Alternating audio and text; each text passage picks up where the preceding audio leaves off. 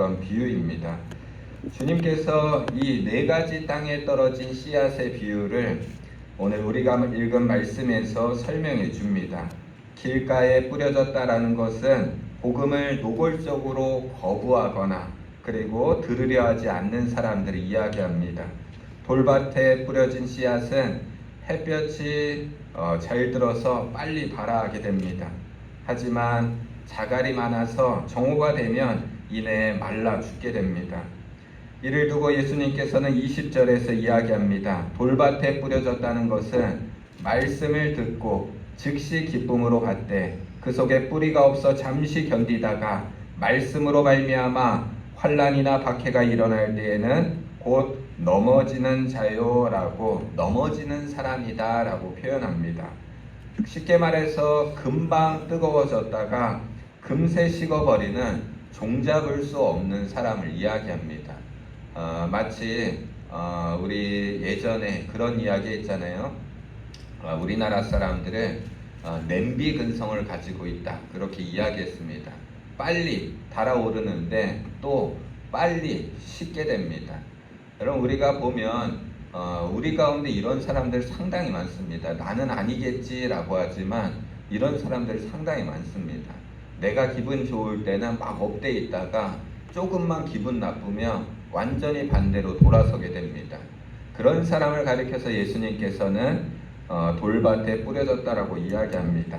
가시덤불에 떨어진 씨앗은 거기 토질이 나쁘지 않아서 뿌리 내리기 쉽습니다. 그런데 덤불 탓에 해가 잘 들지 않습니다. 그래서 열매 맺기가 어렵게 됩니다. 이런 사람을 가리켜서 예수님께서는 말씀은 잘 듣지만 세상 염려와 재물의 유혹 때문에 결실하지 못하는 사람, 이렇게 이야기합니다. 쉽게 말해서 세상과 하나님 사이에서 이리 갔다 저리 갔다 저울질하는 사람을 표현합니다. 마지막 땅은 설명할 필요도 없이 좋은 땅입니다. 이 땅에 떨어진 씨앗은 100배, 60배, 30배의 결매를 맺게 된다라고 예수님이 설명해 주십니다. 우리가 보통 이 비유를 들으면 나는 어떤 땅일까 이런 생각을 하게 됩니다. 그러면 내가 옥토일까, 돌밭일까, 그리고 가시덤불 밭일까, 나는 과연 몇 배를 수확할 수 있을까, 이런 것들을 생각하게 됩니다. 또 어떤 사람은 내가 옥토로 살 걸 왜 옥토로 살지 못했을까 라면서 자책하기도 합니다. 이제라도 기름지고 그리고 좋은 땅이 되어서 100배 결실을 맺는 땅이 돼야 되겠다라면서 결단을 하기도 합니다. 이렇게 우리들이 말씀에 비추어서 우리들이 살아가는 것은 어찌 보면 지극히 당연스러운 그런 반응입니다. 그런데 예수님께서 단순하게 그렇게 옥토밭이 되어라 라고 이야기하는 말씀일까? 그렇지가 않습니다. 13장 10절에 보면 제자들이 예수께 나와 이르되 어찌하여 그들에게 비유로 말씀하시나이까? 라고 이야기를 하게 됩니다. 그러자 예수님이 11절부터 계속해서 길게 그 비유에 대해서 설명해 주십니다. 요약하면 천국의 비밀 때문에 비유를 통해서 이야기한다라는 겁니다. 그러면서 완악한 사람들은 귀가 있어도 무슨 말인지 알아듣지 못하고 눈이 있어도 보지 못할 것이다 라고 하십니다. 여러분, 이 말씀이 바로 이어지는 우리가 읽은 말씀 뒤에 보면 24절에 보면 예수님께서 드디어 말씀하십니다. 예수께서 그들 앞에 또 비유를 들어 이르시되 천국은 좋은 씨를 제밭에 뿌린 사람과 같다라고 그렇게 설명해 주십니다. 곧 이 두 번째부터 8번째 그 비유들이 천국에 대해서 설명한다라는 것은 네 가지 땅에 뿌려진 씨앗의 그 비유도 천국에 대해서 이야기하고 있다라는 겁니다. 예수님께서 그렇게 천국에 대해서 이야기하는데 24절에 천국은 좋은 씨를 제밭에 뿌린 사람과 같다라면서 두 번째 비유를 시작하십니다. 무슨 말씀인고 하면 주님이 비유로 하시는 이 모든 말씀은 듣는 사람들의 태도나 반응, 마음 상태 이런 것을 따지려고 이 비유를 말씀하신 것이 아니다라는 겁니다. 씨를 뿌리는 이가 누구인지 알리는 데에 이 비유의 목표가 있다라는 것을 우리가 알아야 합니다. 다시 말해서 마태복음 13장을 읽을 때 우리 가운데 일하시는 하나님은 어떤 분이신가라는 것에 초점을 맞춰야지, 나는 100배의 결실을 맺어야 되겠다, 에게 너는 30배 결실밖에 맺지 못하는구나, 너는 업다운이 심해가지고 돌짝밭에 뿌려진 그런 사람이야, 너는 자녀 때문에 안 돼, 너는 물질 때문에 안 돼 라면서 가시덤불밭에 딸린 사람이라고 다른 사람을 지칭하면서 예수님께서 주신 말씀이 아니다라는 겁니다. 우리에게 주신 것은 하나님은 옥토뿐만 아니라 길가에도 가시덤불에도 돌짝밭에도 장소와 상황 그리고 결과를 따지지 않고 묵묵히 자기 일을 하시는 분이 하나님이시다라는 것을 우리가 기억해야 합니다. 이제 이 비유가 선포되어진 당시 2000년 전의 시대로 돌아가 봅니다.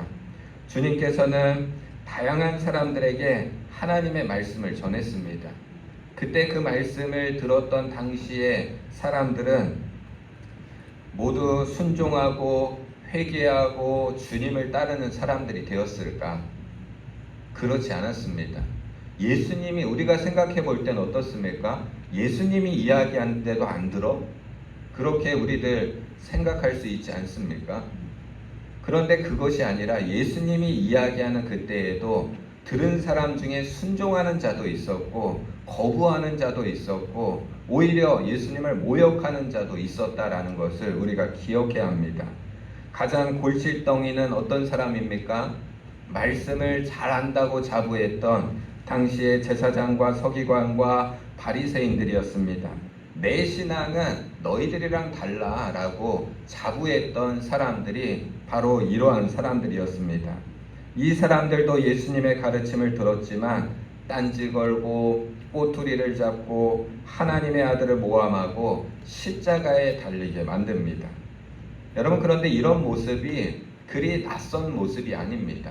성경에서 계속해서 반복되는 이야기입니다. 구약에선 선지자들이 하나님의 말씀을 전했지만 귀담아 듣는 백성이 거의 없었고 신약에 와서도 달라지지 않습니다. 그리고 지금 우리가 살아가는 시대도 마찬가지고 우리 또한 그렇습니다. 어떨 때는 하나님의 말씀을 정말 신주단지 모시듯이 모시다가 어떨 때는 이 말씀은 나에게 필요 없는 말씀인 것 같아 라고 내팽개치는 것이 우리들의 모습입니다. 어찌 보면 농부이신 하나님께서 수천 년 동안 열심히 말씀의 씨를 뿌렸지만 길가와 가시덤불, 자갈밭에 떨어져서 아까운 씨앗만 허비한 꼴이 됩니다. 그럼에도 불구하고 하나님은 당신의 일을 멈추지 않고 그 씨앗을 뿌리는 일을 계속해서 우리들 실행하고 있다. 지금도 일하시고 계신다. 앞으로도 일하고 계신다라는 것을 우리가 기억해야 합니다. 이 사실을 두고 염두에 두고 좋은 땅이라는 것을 왜 말씀하셨는지 그것을 우리가 한번 생각해 볼 필요도 있습니다. 여러분, 이제껏 농부가 뿌린 씨앗은 모두 열매 없이 허비되어 버렸습니다. 그러나 주님은 그 일을 멈추지 않습니다. 마지막 땅, 옥토에 뿌려진 씨앗이 그 모든 손실과 비교할 수 없을 정도로 많은 열매를 맺는다라는 것으로 이 좋은 땅이라는 것을 설명할 수 있습니다.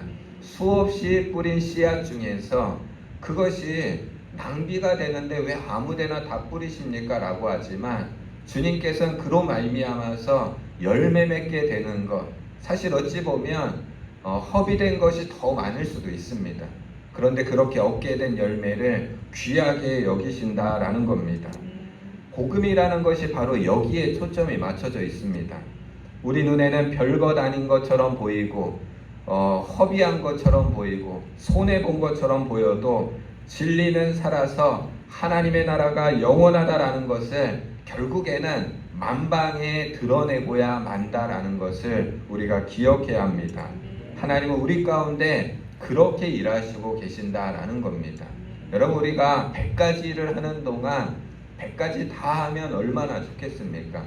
우리 기껏 해봐야 50가지나 잘할까?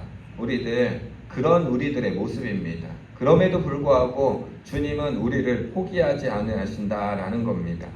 전도서 11장 1절에는 이렇게 가르칩니다. 너는 내 떡을 물 위에 던져라. 여러 날 후에 도로 찾으리라. 여러분 물 위에 떡을 던지는 것, 그렇게 어리석은 사람이 어디 있겠습니까? 물 위에 떡을 던졌는데 여러 날 후에 도로 찾는다 해도 먹을 수도 없는 그런 떡이 되었을 겁니다. 그런데 성경은 이것을 지혜라고 이야기합니다.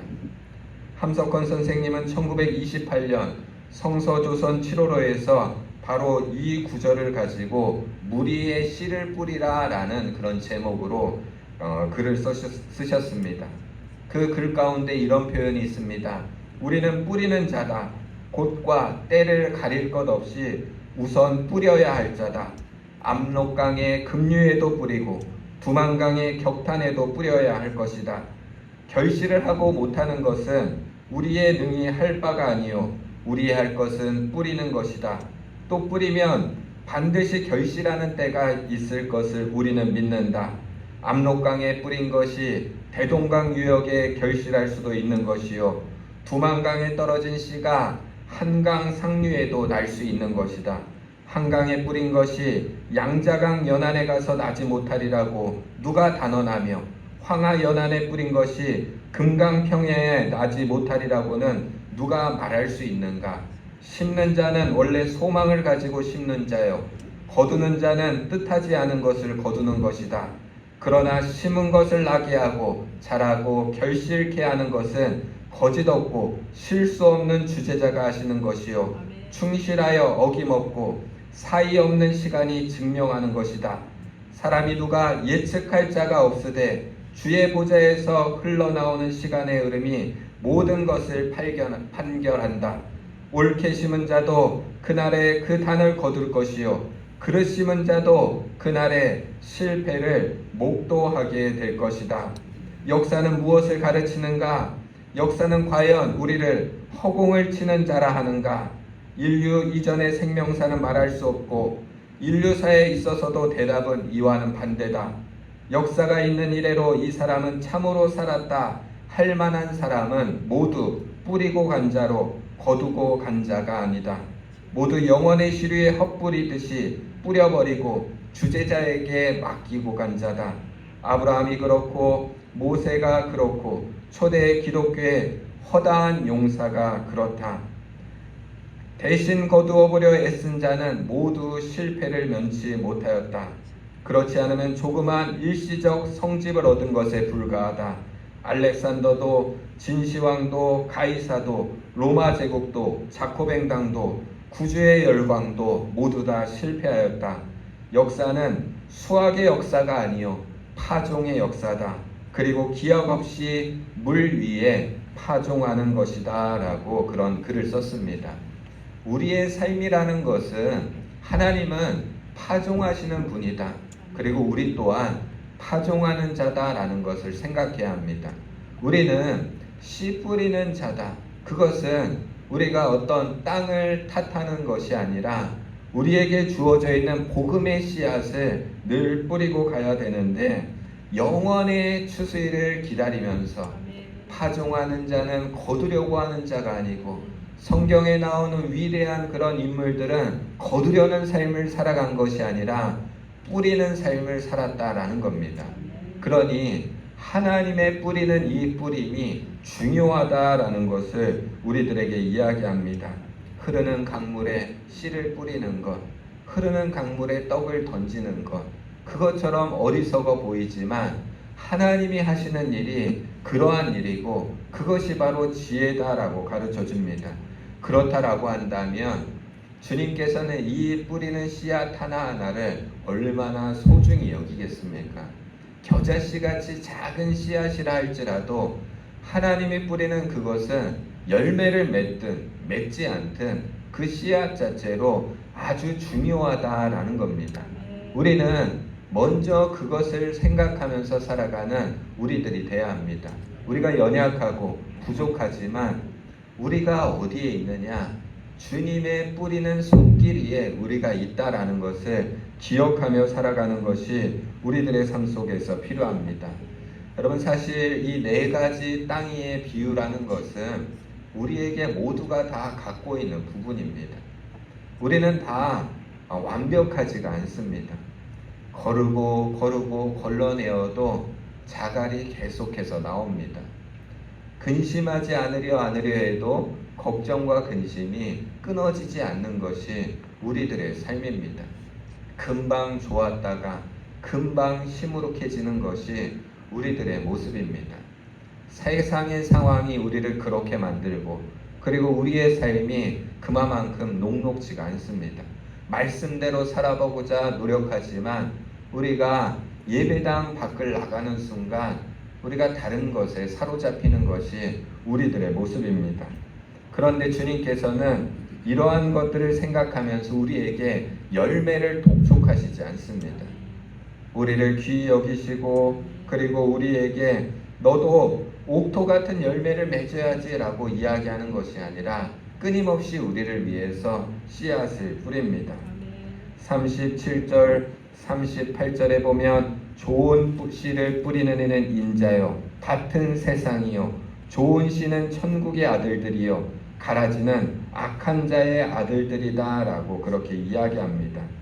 우리가 농부든 씨앗이든 땅이든 뭐든지 간에 주님께서는 그 결실로 우리를 탓하지 않는다라고 우리들에게 설명해 줍니다. 그렇기 때문에 이 마태복음은 우리가 생각하는 그런 순서와는 다른 순서의 배열로 이야기합니다. 여러분, 우리 보통 다른 그런 복음서에는 30배, 60배, 100배 이렇게 표현합니다. 우리가 모든 사람들이 계산할 때도 어떻게 이야기하죠? 작은 것부터 셉니다. 1배, 2배, 3배, 4배. 그런데 마태복음은 반대로 합니다.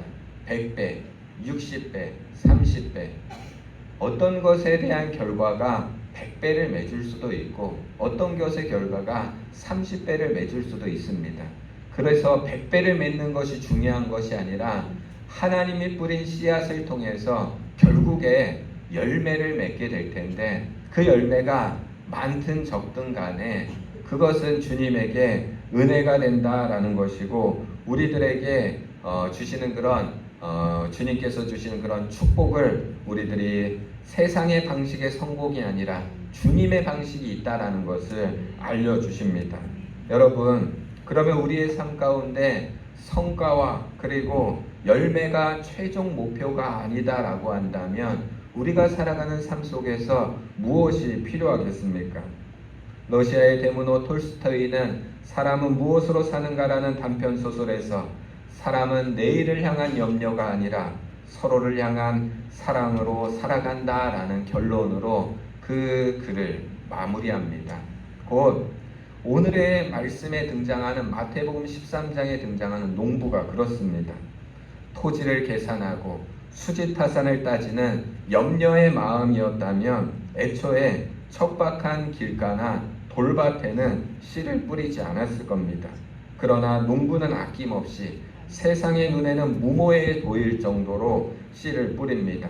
그분이 바로 우리를 향해서 긍휼을 베푸시는 사랑의 하나님입니다. 언제나 소망을 가지고 씨앗을 뿌립니다. 얼마 전에 우리 교회 앞에 있는 밭에다가 우리 마을분이 여러분들과 함께 해가지고 들깨를 막 심으시더라고요. 정말 뜨겁고 비 온다는 예보도 없는데 그렇게 뿌리시고 그 경운기에다가 물통을 이렇게 담아와가지고 물통을 이렇게 쭉 내가지고 거기다가 조금씩 물을 계속 이렇게 뿌리는 겁니다.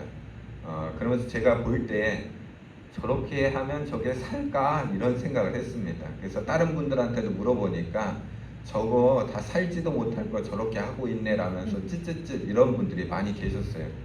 그래서 제가 나가서 우리 교회에 있는 이 물 제가 호스로 끌어와갖고 뿌리라고 그랬더니 뭐 이거로 안 된다고 하면서 계속 정말 제가 볼 때는 어리석게도 물을 따라가지고 거기다가 조금씩 뿌리고 또 와가지고 물을 따라가지고 어깨에 짊어지고 그것을 반나절 동안 계속해서 반복하더라고요. 결국에 어떻게 됐습니까? 다 말라서 타서 죽었습니다.